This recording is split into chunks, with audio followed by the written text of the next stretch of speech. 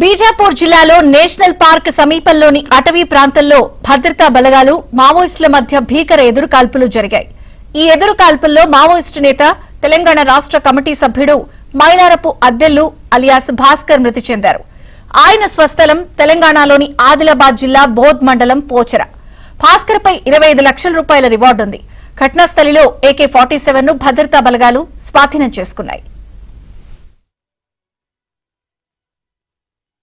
మధ్య భీకర ఎదురుకాల్పులు జరిగాయి.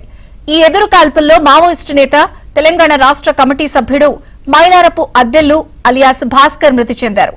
ఆయన స్వస్థలం తెలంగాణలోని ఆదిలాబాద్ జిల్లా బోధ్ మండలం పోచర. భాస్కర్ పై 25 లక్షల రూపాయల రివార్డు ఉంది. ఘటనాస్థలిలో AK-47 ను భద్రతా బలగాలు స్వాధీనం చేసుకున్నాయి. మధ్య భీకర ఎదురుకాల్పులు జరిగాయి. ఈ ఎదురుకాల్పుల్లో మావోయిస్టు నేత తెలంగాణ రాష్ట్ర కమిటీ సభ్యుడు మైలారపు అద్దెల్లు అలియాస్ భాస్కర్ మృతి చెందారు. ఆయన స్వస్థలం తెలంగాణలోని ఆదిలాబాద్ జిల్లా బోధ్ మండలం పోచర. భాస్కర్ పై 25 లక్షల రూపాయల రివార్డు ఉంది. ఘటనాస్థలిలో AK-47 ను భద్రతా బలగాలు స్వాధీనం చేసుకున్నాయి.